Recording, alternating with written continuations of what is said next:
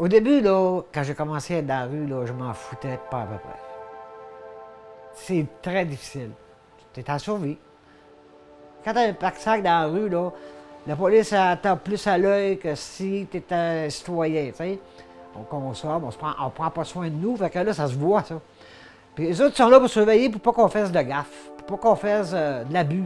Là, tu es couché sur un banc de parc, la sécurité, les autres du bloc appellent la police, puis ils vont dire, regarde, il y a un gars qui couche là depuis une semaine.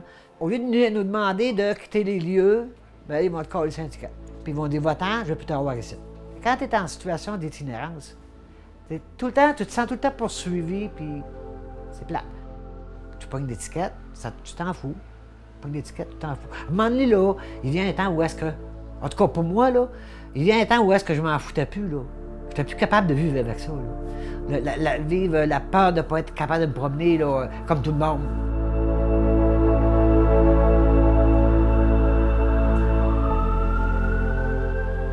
Alors, pour comprendre le PAGIC, donc qui est le programme d'accompagnement justice itinérance à la Cour, là, qui existe à la Cour municipale de Montréal, ce qu'il faut savoir, en fait, c'est que la Cour municipale de Montréal peut porter des accusations pour des gestes qui ont été commis donc sur l'île de Montréal, mais pour des gestes criminels, mais qui ne sont pas de grande ampleur, là. Donc, on peut parler de vol à l'étalage, de voies de fait, qui n'ont pas causé des séquelles importantes. On peut parler de méfaits, par exemple, sur des immeubles. Et donc, dans les personnes qui se retrouvaient accusées, on faisait le constat, en fait, qu'il y avait vraiment beaucoup de gens qui n'étaient pas de grands criminels, là, mais qui étaient des gens, en fait, qui se retrouvaient à vivre une grande précarité sociale. Donc, il y avait beaucoup de gens qui étaient des gens en situation d'itinérance, qui avaient des gros problèmes de consommation ou qui avaient des problèmes de santé mentale. Et on réalisait en fait que pour ces personnes-là, l'approche plus traditionnelle, là, que généralement on décrit comme étant poursuite, procès, prison, on se rendait compte que cette approche-là était inefficace, là, et que les gens faisaient leur sentence de prison et ils se retrouvaient finalement à recommettre un crime puis à se retrouver devant nous. Donc, le monde communautaire se disait ça n'a pas de sens à quel point ils reçoivent des contraventions et à quel point, finalement, c'est pas très utile parce que ces contraventions-là n'étaient jamais payées.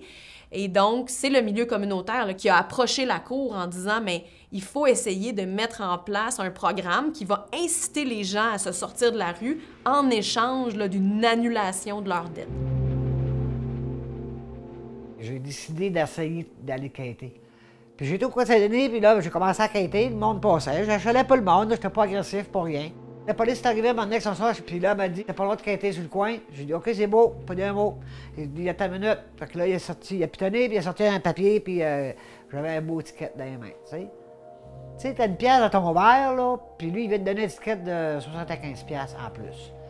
T'es en survie, tu veux manger, tu veux boire une bière, parce que c'est une maladie. Dans mon cas, il y en a qui vont prendre une bière, ils n'ont pas de trouble avec ça. Ça peut être la drogue, ça peut être n'importe quoi. À un moment donné, d'avoir des étiquettes, là, quand t'as pas de scène, comment veux-tu les payer, tu sais? Tu peux pas les payer. Bon. C'est pas dur à comprendre, là.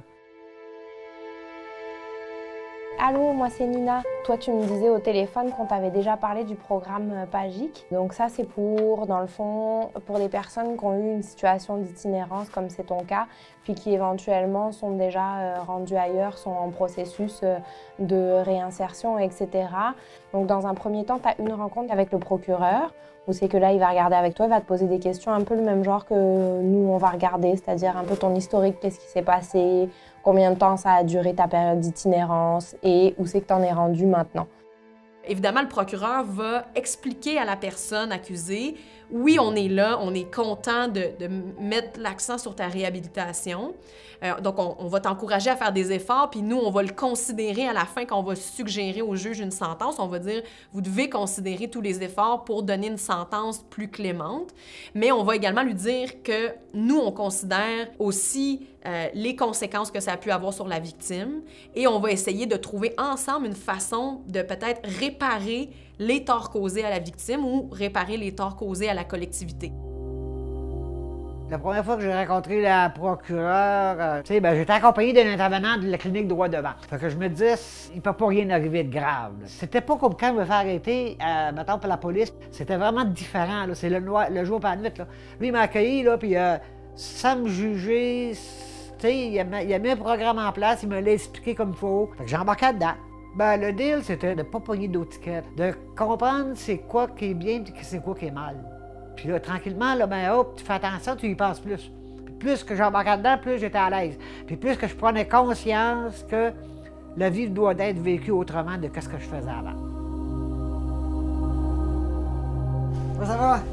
Ça va mal, toi, mec? Oui, il va bien, il va bien. Il va de mieux en mieux, sacrément, il est décollé, c'est fun. L'impact, c'est que cette personne-là va d'abord et avant tout être mise en contact avec une équipe. Donc, elle va avoir réellement une personne qu'elle peut appeler, une personne qui est un peu spécialisée dans l'itinérance, donc qui connaît tous les refuges à Montréal, qui connaît les autres organismes communautaires. Donc, la personne va avoir accès à un réseau si elle n'y avait pas déjà accès. De façon générale, l'avantage d'être dans ce programme-là, c'est qu'on va réussir à alléger l'ensemble de son fardeau judiciaire et d'offrir par la même occasion, s'assurer que la personne rentre dans un processus qui l'amène à sortir de la rue, à stabiliser des choses.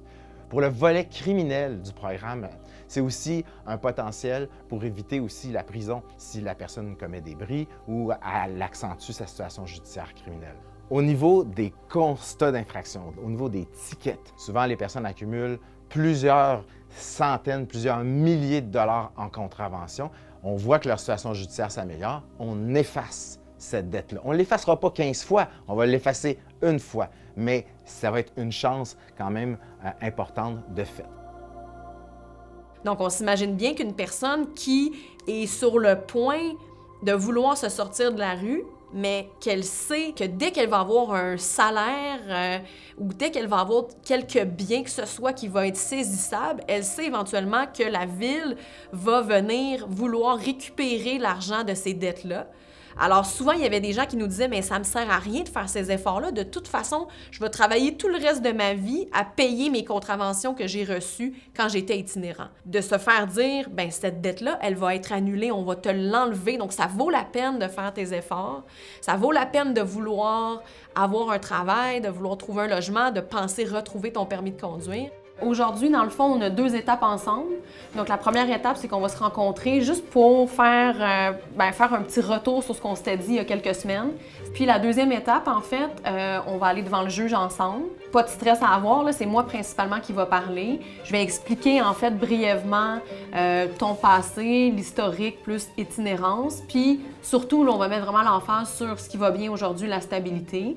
Après avoir présenté finalement ton parcours, on va demander la permission au juge, en fait, de retirer tous les constats d'infraction que tu as pu recevoir pendant la période d'itinérance. Que toi, tu avais d'autres choses que tu voulais me dire, que je puisse le transmettre? Merci. Okay. J'ai hâte de se finir, là. Oui, c'est un gros fardeau, hein? Ouais, parce que ça fait bien. Bien, concernant l'efficacité du programme, c'est sûr qu'il ne faut pas oublier que ça demande une grande flexibilité de par la réalité de la rue qui est là. On va s'intéresser autant à des enjeux liés à de la consommation, à une absence de logement sur la tête, à des difficultés financières. On va s'intéresser à plusieurs facettes parce que c'est la réalité de la rue. En même temps, c'est souvent un très long processus, donc les personnes qui vont pouvoir intégrer ce programme-là, il ne faut pas se le cacher, doivent être quand même avancées dans un processus de réinsertion sociale. Quand j'arrivais à la cour avec la juge, moi j'arrivais, je m'assis sur un banc là, à la cour, là, puis quand je m'assisais sur ce banc-là, ça allait pas bien. Là. Je vois-tu m'en aller en dedans, là tu te remets en question, puis... Maintenant, en ayant la clinique le matin, qui va à la cour avec toi, il te donne un café, il te met en confiance, puis on dirait que c'est comme la peur, elle s'en va pas, mais elle est plus douce. La peur est plus douce. Alors, les juges qui participent au programme PAGIC sont des juges qui le font sur une base volontaire, bien sûr. Le programme est très populaire au niveau de la Cour parce qu'on a l'impression dans le système judiciaire de faire une petite différence et de faire en sorte que ces gens puissent avoir un meilleur contact avec la justice, plus positif. Et pour nous, c'est exactement la même chose. On se rend compte des bienfaits et de la participation de ces personnes-là, de leur volonté aussi de s'en sortir et de ne plus commettre de délits. Alors, c'est un peu un volet, je dirais, gagnant-gagnant pour tout le monde. Puis là, ben, la juge, à un moment donné, tu te mets debout en avant de la juge, là, puis tu l'écoutes, là, puis j'ai amené des frissons, là. Ça a été le plus beau moment de ma vie, ça. Pour une fois, dans les 15 dernières années, là, il y a une juge qui vient me dire qu'elle est fière de moi. Et c'est quelque chose. C'est quelque chose, puis c'est beau à vivre. Je me sens plus jugé non plus. Moi, le jugement, ça a fait partie de ma vie, hein, puis aujourd'hui, là, je n'ai plus ce fardeau-là, ce sac-là qui est plein, puis qui me pèse sur les épaules. Non, je me sens libre comme un oiseau, là. Je me sens libre, je me sens bien. C'est ça, le fun.